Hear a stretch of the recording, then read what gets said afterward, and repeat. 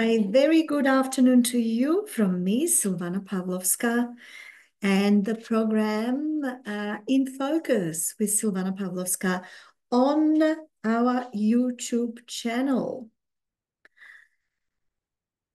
Recently, we received an opinion in the form of a letter from a regular contributor to this program, Mr. Ordan Andreevski, and I'd like to share that letter with you as it is current and also the nature and the appropriateness of it.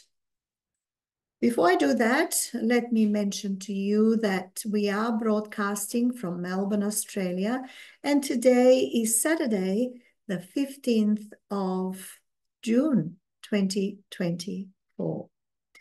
The title of this opinion is Call My Name, Macedonia.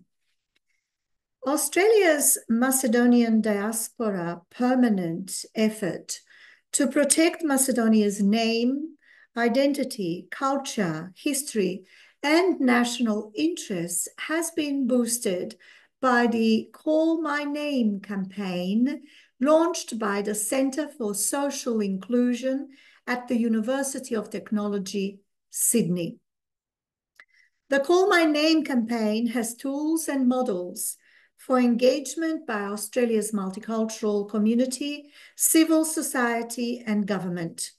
It recognises that our names are a central part of our identity. They carry deep personal, cultural, familial, community, and historical connections. They also give us a sense of who we are and our place in the world. It is an initiative to decolonize the way we understand and recognize names deemed to be tricky, contested, unfamiliar, or foreign. Sadly, new despots in fake liberal democracies like the USA, Canada, and the EU are implementing reckless denialist policies and practices aimed at robbing Macedonia from its name, distinct identity, and evolution from the ancient Macedonian kingdom to date. These new despots are continuing with the horrible policies from 1913, when Macedonia was partitioned by its colonizers in the undemocratic kingdoms of Greece, Bulgaria, Serbia, and Albania, and their imperialist masters from Great Britain, France, and Germany without the consent of the indigenous Macedonian people. Only the Macedonians that lived in Vardar, Macedonia, managed to liberate themselves from the fascism and the hegemonism through a people-powered democratic revolution. The Macedonians sacrificed more than 100,000 people in anti-fascist World War II. They managed to form the Republic of Macedonia as part of the Yugoslav Federation in 1944 and became independent in 1991 through a referendum. In 2018 referendum, the Macedonian people rejected the offer by NATO and the EU to change their name, identity, history, and culture as part of an unconstitutional and illegal PRESPA agreement. In the wake of the recent presidential and parliamentary elections in May 2024, the majority of Macedonians rejected the EU and NATO integration policies at any cost and without consent.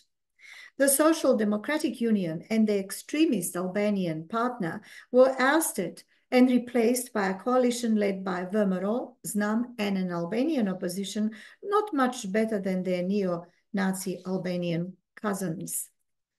Only days ago, despotian outgoing politicians like Biden, Macron, Scholz, and von der Leyen have continued with their foreign interference in Macedonia's democracy with the aim of killing the passion for freedom, democracy, identity, culture, and human rights. They bully Macedonia to continue with the Euro integration process, even though everyone knows that EU expansion is unlikely to happen in the next 30 years. There's also no guarantee that NATO and the EU will be around for too long, especially if the current pro-war coalition is replaced by a coalition for peace and development.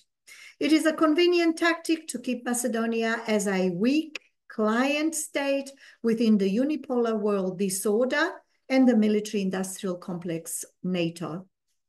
Macedonians in the diaspora were effectively excluded from participating in the presidential and parliamentary elections through shameful and insulting preconditions like having a valid passport with a strongly rejected North Macedonian name. This did not stop the Macedonian diaspora from engaging in political debates and analysis, preparing guides for the elections with key stakeholders inside and outside Macedonia. One of the outcomes has been to send a show cause letter to the newly elected president and prime minister why you should remain in office and why new elections are not needed urgently. The show cause letter is issued by a network of deeply concerned civil society organizations in Macedonia and the diaspora, alleging that the President and the Prime Minister of Macedonia have made serious offenses under Macedonian or international law. It enables the officials to explain why they should not be held accountable or removed from office, or why new elections must be held urgently. It is an opportunity to appeal for not meeting their contractual obligations from the very start of their mandate. It is the starting point for disciplinary action by civil society in Macedonia and the diaspora, and by relevant courts in Macedonia and abroad.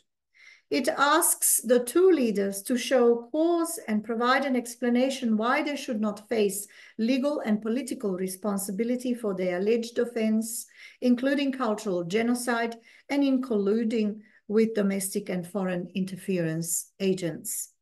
The two leaders are alleged to have engaged in false and misleading conduct of the elections. They promised that a change of government can change the country. Instead, the Macedonian electorate and the diaspora witnessed a change of regime without any meaningful policy difference with the previous regime. Business as usual is not acceptable. The President and Prime Minister have failed to deliver the social, political, ethical, cultural, and human rights contracts when elected in May 2024. The two leaders have 1 month to respond. That was an opinion by Mr. Ordan Andreevski titled "Call My Name, Macedonia." Thank you for listening to In Focus with Silvana Pavlovska. I'm looking forward to seeing you very soon again and wishing you a wonderful weekend. Bye for now.